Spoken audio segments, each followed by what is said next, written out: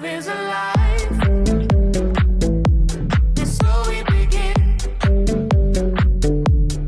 Foolishly laying our hearts on the table, stumbling in. Our love is a flame, burning within. Hola, ¿cómo están? Nuestra gente linda de este programa. Y bien, acá el debate es, en realidad, la inteligencia artificial y qué y quién regula estos avances de la ciencia. Justamente para este programa, que se va a tratar sobre la ley, invitamos al doctor Fabián Vitar, que está en la Corte de Justicia como juez de corte, pero que además es vicepresidente a nivel nacional de los jueces de la República Argentina y una serie de académicamente reconocimientos, y en Salta está con un grupo de trabajo en este tema.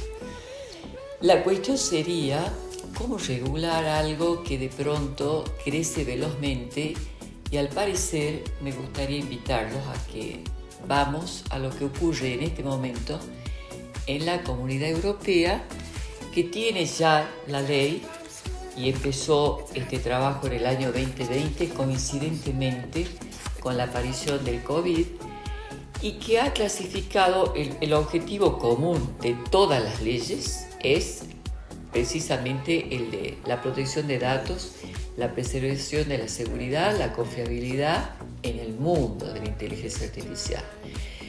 Pero lo que hace la Comunidad Europea, que es la primera ley que sale, es considerar niveles de riesgo. Los niveles de riesgo son 4 y eso fue imitado por otros países como Chile, Brasil, Japón, etc. El mínimo tiene que ver con el anti-spam, los filtros no deseados. El limitado incluye ya los chatbots y los generadores de contenidos que le tienen que avisar a los consumidores que la fuente de información es la inteligencia artificial. Lo de alto riesgo son los diagnósticos de enfermedades, la conducción autónoma, la identificación biométrica para personas que cometieron delitos, y ahí sí se exigen muchas pruebas de transparencia y la supervisión humana. Y los de riesgo inaceptable, pero que lamentablemente existen, son los que atentan a la seguridad, a los derechos humanos, a los medios de subsistencia.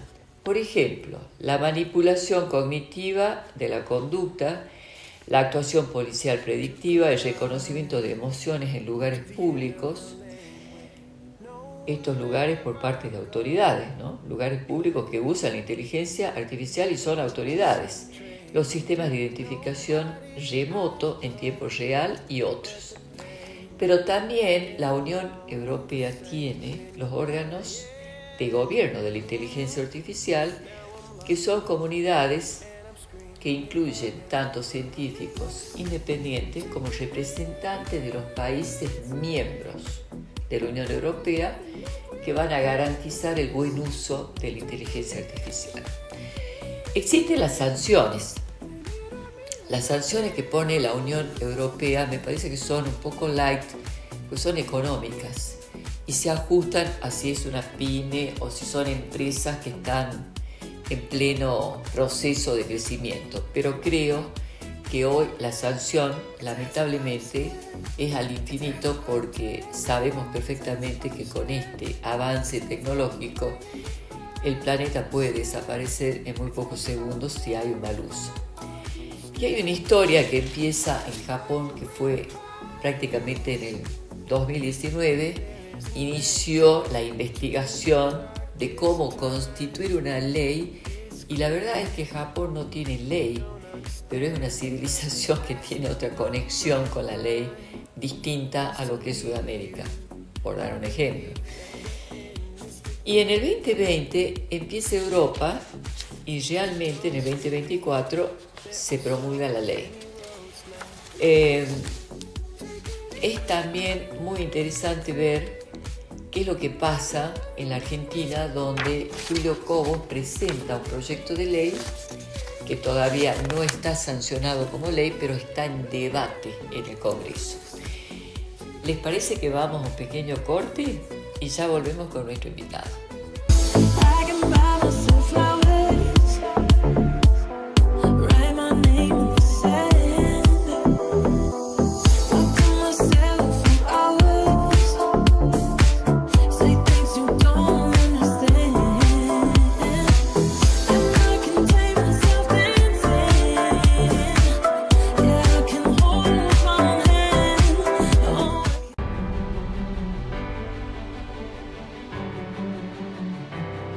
En estos 2 días, más de 2.000 personas se acercaron a la municipalidad esperanzadas de poder terminar sus estudios secundarios.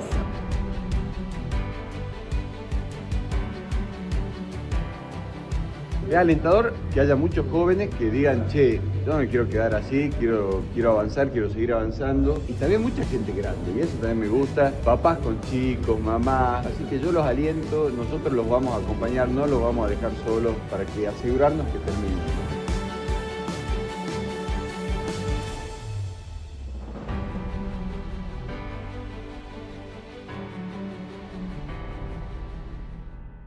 Y acá sí, con nuestro invitado, el doctor Fabián Vital. ¿Cómo está, Fabián? Muy bien, muchas gracias por la invitación. La verdad que es un amigo del programa, porque ya lo He venido hicimos. varias veces. Ha venido varias veces. Y bueno, la gente quiere saber sobre la ley de inteligencia artificial. Así que a partir de ahora el programa es suyo. Es muy buen tema. Me animo a hablar del tema cuando me invitaste porque nosotros cuando tomamos la decisión de digitalizar el Poder Judicial, y es que el ámbito en el que estoy, tuvimos que introducirnos fuertemente en la aplicación de inteligencia artificial dentro de nuestros procesos. La automatización de las causas tienen un gran componente de inteligencia artificial. Así es que nosotros trabajamos, y ya en el año 2022, y esto fue parte de un programa en el que me invitaste cuando lanzamos allá en el 2022 la digitalización total de los expedientes judiciales. Ya no hay papel en el Poder Judicial, ya completamos el proceso. Todas las causas no penales son 100% nativos digitales, tanto en Capital como en todas las jurisdicciones del interior. Ya hoy la conexión, un abogado de Tartagal puede actuar e intervenir en un expediente aquí en Salta porque ya no se presenta papel, ya no hay mesa de entrada, ya todo está absolutamente virtualizado. Y esto nos llevó a la primera etapa de la inteligencia artificial, que era la inteligencia artificial que ya había desarrollado automatización de procesos con algoritmos, con una velocidad que era increíble, y nos encontramos hoy profundizando esa reforma, y nos encontramos con el acceso libre, directo, de la inteligencia artificial generativa, que es el nuevo paso de la inteligencia artificial que permite crear. No solo utiliza los datos y los algoritmos a una velocidad extraordinaria, sino que los procesa, los analiza, los adopta en función del prompteo que uno hace. Y esto parece ser una inteligencia real. En realidad es uso de algoritmos, pero cuando uno ve el resultado, parece que realmente procesó de una manera inteligente la información que uno le da. ¿Y esto por qué? Ya que hablabas con mucha claridad en la introducción de la normativa de la inteligencia artificial, que es lo que a nosotros también nos preocupa.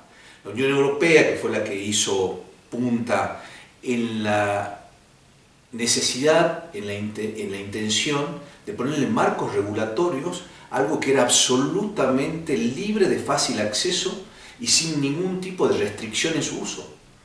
Por eso la mayoría de las clasificaciones, como vos bien dijiste, están determinadas por los riesgos de los usos. Claro, eso es importante. Ese es el punto, porque la inteligencia artificial la tenemos en el teléfono, el ChatGPT, Gemini y la cantidad de plataformas de uso de inteligencia artificial que tenemos, no es algo que podamos restringir.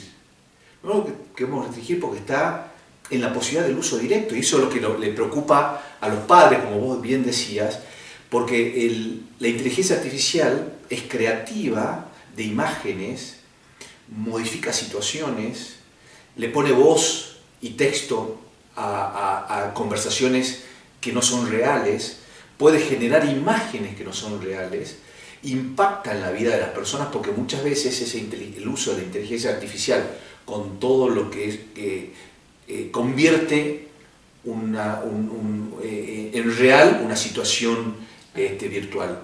Y nosotros lo vemos todo el tiempo en el Poder Judicial. Podemos hablar de la inteligencia artificial aplicada al mundo. Yo aprovecho la oportunidad para hablar con vos de algo que a la sociedad le interesa muchísimo es cuánto de inteligencia artificial generativa, que es la que crea, puede utilizarse dentro de un lugar que te tiene que brindar justicia. Una sentencia. Una sentencia, exactamente. Entonces, yo al ChatGPT le puedo dar todos los datos de una demanda, de una contestación de una demanda, de la prueba producida, le puedo decir e introducir todas las sentencias con mi impronta, con mis formas de redacción, y decirle que me cree una sentencia.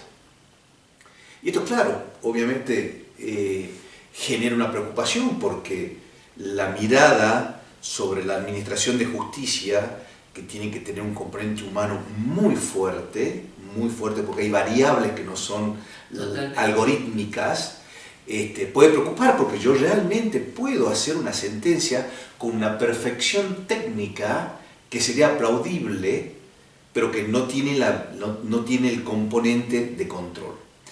Cuando hablamos de inteligencia artificial y esto que todo el tiempo hablamos de que los robots nos van a superar, ya el trabajo lo va a hacer la inteligencia artificial, ya se van a perder las fuentes de trabajo. Cuando más inteligencia artificial se usa, y esto vos lo vas a entender bien, más inteligencia emocional se necesita. Totalmente. La inteligencia emocional nos va a permitir, y creo que ese es el único freno, hasta ni siquiera la norma, empezar a detectar cuando la inteligencia artificial nos pone en un plano de irrealidad y en un plano de riesgo. ¿Qué es lo que la Unión Europea ha hecho, como bien vos dijiste, de empezar a advertir? Y acá, claro, hay etapas en la normativa, que es lo que a vos más te interesa y que podemos enfocar.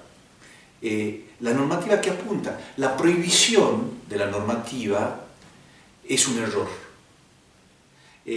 Vos decías, sanciones, las sanciones económicas, light, no cubrirían el daño que realmente produce, porque puede producir un daño emocional en las personas, puede producir hasta daños patrimoniales enormes, pero como su uso tiene muy difícil dificultad de bloqueo, porque uno lo puede tener en el teléfono y puede usarla, lo que estamos haciendo, por lo menos en lo que veo en otros aspectos de la regulación, pero específicamente lo que puede ser judicial, establecer pautas para su uso. Primero, la alfabetización. La inteligencia artificial nos sorprende, y hasta nos sorprende tanto que no la comprendemos.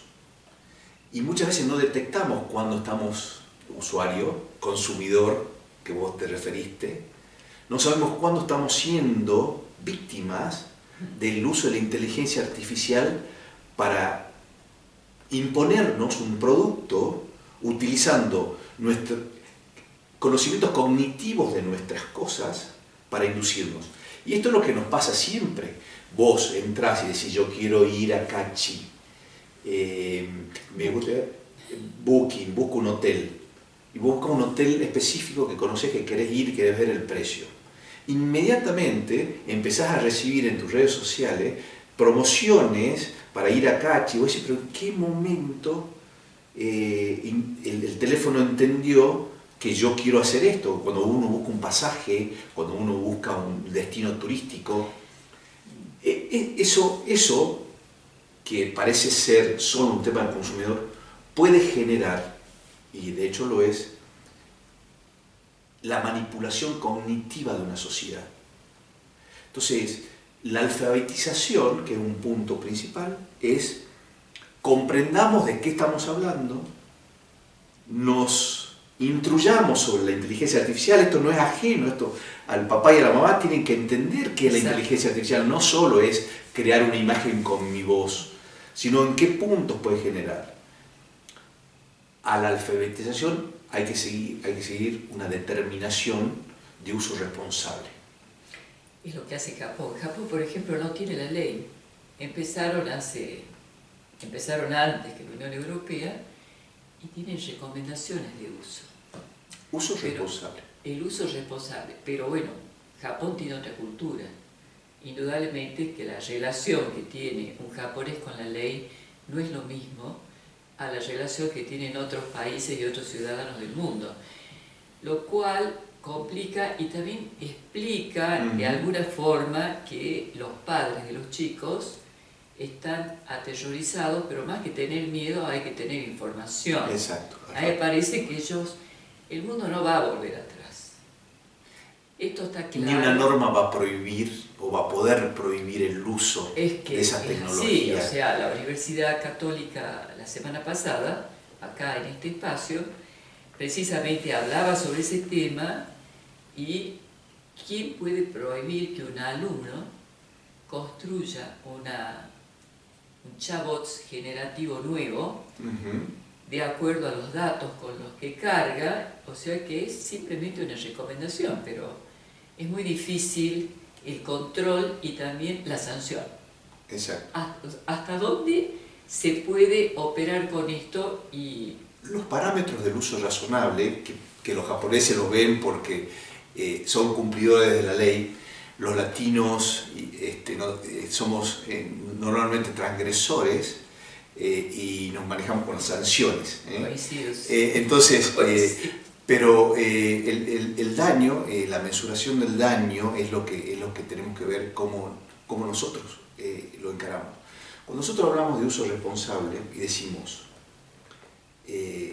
ojo, que este uso puede implicar este riesgo.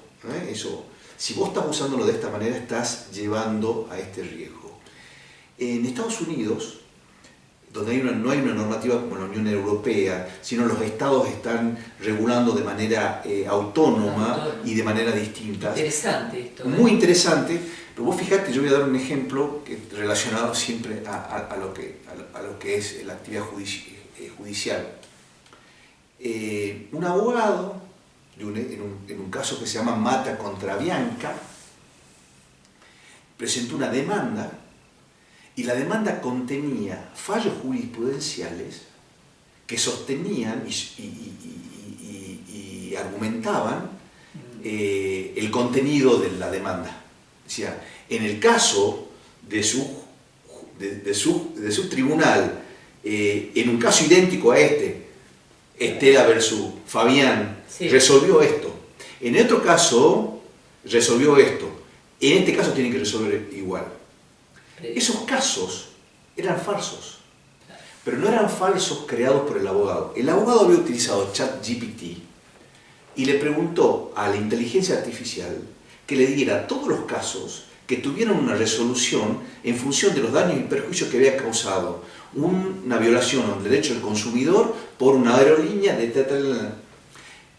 Y ahí la inteligencia artificial, en esa avidez que tiene, porque el algoritmo, por llenar vacíos, se llama técnicamente alucina. Claro. Y genera algo. Una información, en este caso un fallo judicial, falso. Entonces, ¿esto a qué llevó? A que no se puede prohibir, porque son lógicos, no se puede prohibir el uso de inteligencia artificial en la actividad profesional del abogado. Lo que sí el abogado tiene que decir en qué parte de su escrito de demanda o contestación de la demanda utilizó inteligencia artificial y de qué manera y con qué fuente. Ese es el riesgo 3, que están obligados a la transparencia. Y eso creo que son los parámetros que nosotros tenemos que empezar a utilizar, sobre todo cuando hablamos de la inteligencia artificial en el uso de la sociedad. grave riesgo para la sociedad la manipulación de los datos, grave riesgo la manipulación cognitiva en las personas, y esto puede ser usado con direccionamiento que puede provocar lo que antes provocaban las sectas. Esto está pensado para la masividad, para colectivos que se introduzcan, para la unificación del pensamiento. El tema es detectarlo, Estela. Poner un bloqueo en los sistemas informáticos o inteligentes para impedir el acceso a la inteligencia artificial no va a ser, no es posible. ¿No te parece? Pero tenemos mucho que trabajar en lo otro. Sí, yo creo que la academia, probablemente hablo en nombre de la ciencia mía, la psicología clínica, está absolutamente atrasada en relación al avance tecnológico que ha sido enorme en los últimos años, en donde hay que volver a retomar la clínica desde otro lugar con la inteligencia artificial incluida. Eso es un trabajo que hay que hacerlo, porque no es lo mismo desde la psicopatología diagnosticar una adicción en estas épocas y decir que el chico es un adicto al celular, a cuando hace 5 o 6 años decíamos que estaba todo el tiempo conectado. O sea, es tan rápido y está tan incorporado que vos te podrías pensar si la inteligencia artificial serías capaz de sobrevivir en este momento sin ella. Podrías haber llegado acá sin la indicación geográfica, te vas de vacaciones, escuchas música, haces las cuentas, vas al banco, home banking. Extraordinario. Realmente es muy difícil pensarse. Entonces, ¿cómo se puede abordar, estoy hablando en nombre de la ciencia mía, cómo vas a abordar, digamos, emocionalmente a alguien como un Asper, por darte un ejemplo, con una psicopatología de hace más de 100 años? Es imposible. O sea, hace 100 años el mundo era distinto. Si la ciencia no avanza y galopa a la par de esto, en realidad tenemos el riesgo de estigmatizar a un niño, que yo en la clínica lo he padecido, porque llegan con unos diagnósticos que es propio también de la ignorancia. La inteligencia artificial hace lo mismo que hacen los seres humanos en ese sentido, cuando vos decís alucina.